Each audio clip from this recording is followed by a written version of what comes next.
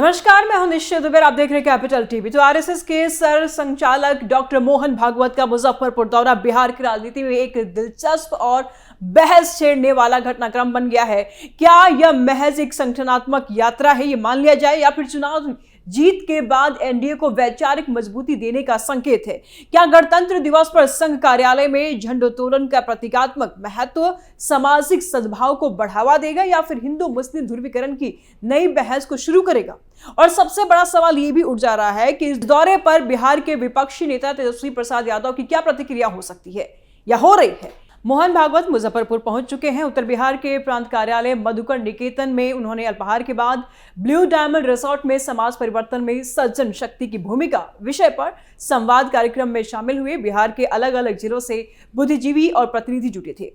मोहन भागवत ने अपने संबोधन में समाज को बदलने की जिम्मेदारी कई लोगों पर डाली, राष्ट्रीय निर्माण पर जोर दिया और सामाजिक सद्भाव की बात की। अगले दिन की अगर हम बात कर ले, यानी कि 26 जनवरी की अगर बात कर ले, तो गणतंत्र दिवस पर वह मधुकर निकेतन परिसर में तिरंगा फहराएंगे। और यह मुजफ्फरपुर में किसी सर संचालक द्वारा पहली बार ऐसा अवसर है। इसके बाद पदाधिकारियों से समीक्षा बैठक हुई, जहां शाखा विस्तार, सेवा कार्य और संगठन की प्रगति पर चर्चा हुई। कार्यक्रम में कड़ी सुरक्षा थी, लेकिन बिहार की राजनीति में ऐसे दौरे अक्सर सिर्फ आंतरिक नहीं रहते। अभी तक हमने आपको खबर बताई, अब आप जरा समझिए इस बात को। बाहरी बहस को भी जन्म देते हैं किसी भी नेता का दौरा।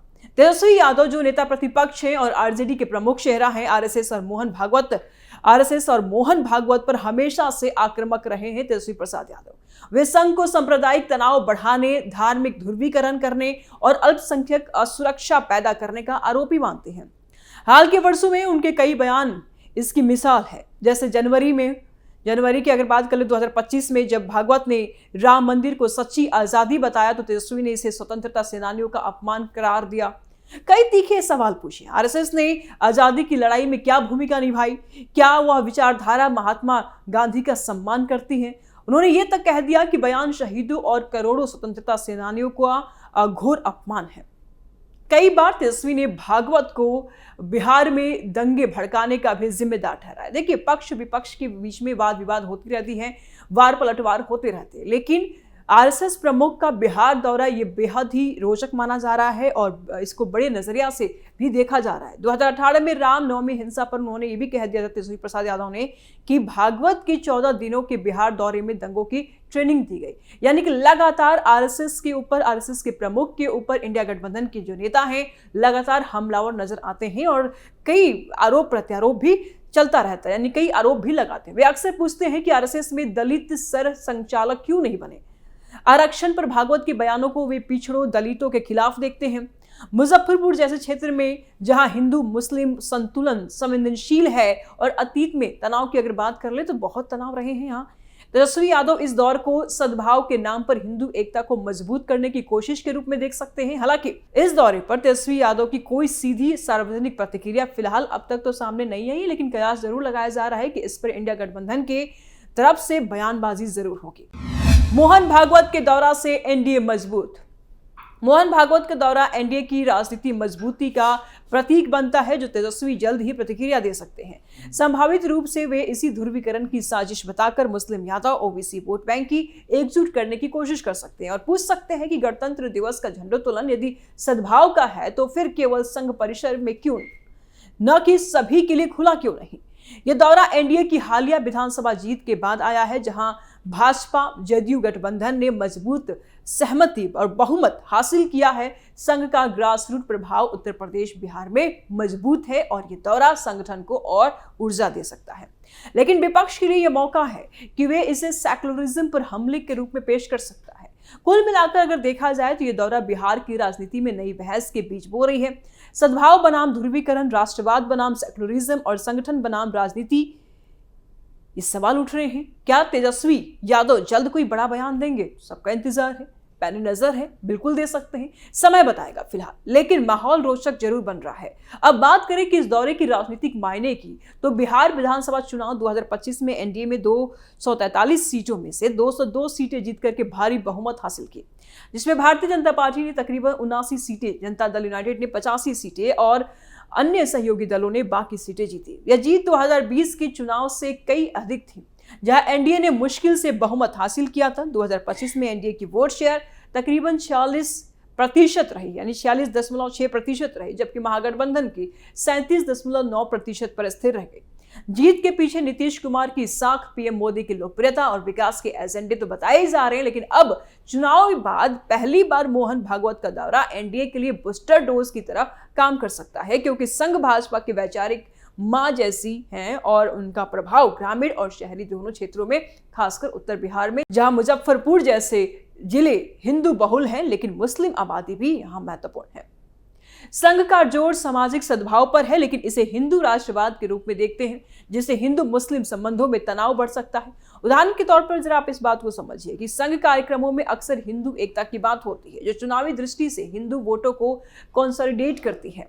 बिहार में जहां मुस्लिम वोट बैंक महागठबंधन के लिए महत्वपूर्ण रहा है, वहां संघ प्रमुख का दौरा एनडीए को हिंदू वोटर्स को और मजबूत करने में मदद कर सकता है, लेकिन साथ ही में यह मुस्लिम समुदाय में असुरक्षा की भावना पैदा कर सकता है, जो राजनीतिक रूप से विपक्ष को मजबूर कर सकता है।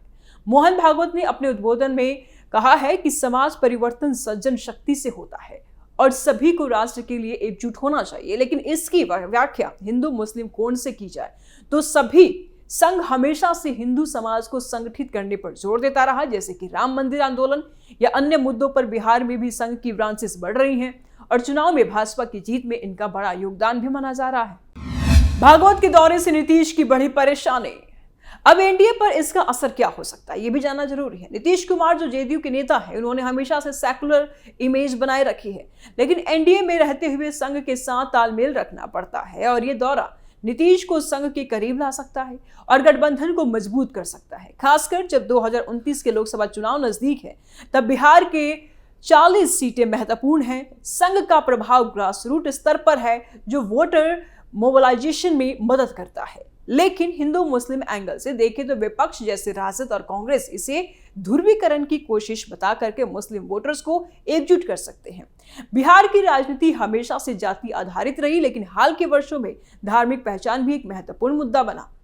बता दें आपको कि सीएए और एनआरसी विरोध प्रदर्शन और भी मुद्दों पर मोहन भागवत का दौरा, ऐसे में सामाजिक सद्भाव की बात करके इन तीनों और इन तनाव को कम करने की कोशिश भी हो सकती है। लेकिन राजनीतिक विश्लेषकों का यह भी मानना है कि दौरा एनडीए की जीत को सेलिब्रेट करने और आगे की रणनीति बनाने के लिए है। मुजफ्फरपुर जैसे क्षेत्र में जहां हिंदू मुस्लिम दंगे की इतिहास रहा है, वहां सद्भाव गोष्ठी का आयोजन सकारात्मक संदेश देता है, लेकिन सूत्र ये भी कहते हैं कि संघ की विचारधारा मूल रूप से हिंदू केंद्रित है, जो अल्पसंख्यकों को अलग थलग कर सकती है।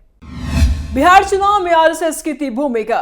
बिहार चुनाव 2025 में एनडीए की जीत के पीछे संघ की ग्राउंड वर्क महत्वपूर्ण था, जैसे कि बूथ स्तर पर कार्यकर्ता तैनात करना और वोटर आउटरीच। अब यह दौरा उस जीत को संस्थागत बनाने का प्रयास लगता है।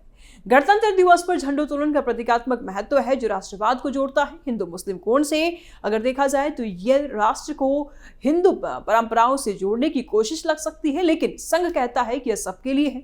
अब एनडीए पर असर की अगर हम बात कर ले कि क्या कुछ असर पड़ेगा, तो नीतीश कुमार की सरकार मजबूत है, लेकिन आंतरिक कलह हो सकती है, जैसे कि भाजपा और जेडीयू के बीच सीट शेयरिंग का संघ हस्तक्षेप उसे सुलझा सकता है। कई बार खबरें सामने आ रही है कि बीजेपी अपना सीएम फेस उतारने की तैयारी में है, तो ऐसे में इस मुद्दे पर भी बातचीत हो सकती है, क्योंकि संघ भाजपा पर प्रभाव रखता है और साथ ही ये दौरा बिहार में संघ की शाखाओं को बढ़ावा देगा, जो लंबे समय में एनडीए को फायदा पहुंचाएगा। लेकिन यदि हिंदू मुस्लिम तनाव बढ़ा तो विपक्ष इससे मुद्दा बना सकता है, जैसे कि राजद नेता तेजस्वी यादव पहले ही संघ को धार्मिक कट्टरता का प्रतीक बताते रहे हैं। बिहार की जनसंख्या में हिंदू 82% है, मुस्लिम 17% है और मुस्लिम वोट अक्सर निर्णायक हो जाते हैं। 2025 चुनाव में एनडीए ने मुस्लिम बहुल क्षेत्रों में भी अच्छा प्रदर्शन किया, लेकिन संघ का दौरा यदि सद्भाव पर फोकस करता है तो यह अच्छा, अन्यथा ध्रुवीकरण बढ़ा सकता है। आरएसएस के दौरे ने हमेशा मचाया शोर। अब इतिहास के पन्नों को जरा खंगालते हैं तो संघ प्रमुखों के बिहार दौरे हमेशा राजनीतिक हलचल मचाते हैं, जैसे कि 2015 में मोहन भागवत का आरक्षण पर बयान, जो चुनाव में भाजपा को नुकसान पहुंचा दिया। लेकिन 2025 में स्थिति अलग है। जीत के बाद यह दौरा आत्मविश्वास बढ़ाता है। मुजफ्फरपुर का चयन भी महत्वपूर्ण है, क्योंकि उत्तर बिहार एनडीए का गढ़ है और यहां से संदेश पूरे राज्य में जाता है। कार्यक्रम में सदन शक्ति की बात करके भागवत ने इशारा किया कि अच्छे लोग समाज बदले, जो अप्रत्यक्ष रूप से एनडीए के शासन को समर्थन देता है। 2029 लोकसभा चुनाव की तैयारी आज से ही शुरू। अब भविष्य की अगर बात कर ले तो यह दौरा 2029 लोकसभा चुनाव की तैयारी लगता है। एनडीए को अपनी स्थिति मजबूत रखनी है और संघ इसमें मदद करेगा। हिंदू मुस्लिम एंगल से यदि संघ मुस्लिम समुदाय से संवाद बढ़ाए तो अच्छा, लेकिन इतिहास में ऐसा कम हुआ है। कुल मिलाकर के दौरा राजनीतिक रूप से एनडीए को मजबूत करेगा, लेकिन विपक्ष इसे मुद्दा बना करके काउंटर कर सकता है। तो कैपिटल टीवी के स्पेशल स्टोरी में फिलहाल इतना ही। आगे की अपडेट के लिए देखते रहिए कैपिटल टीवी। वीडियो को लाइक करें, ज्यादा से ज्यादा शेयर करें और सब्सक्राइब करना बिल्कुल मत भूलिएगा। जल्द मिलते हैं नए अपडेट के साथ। दीजिए इजाजत, नमस्कार।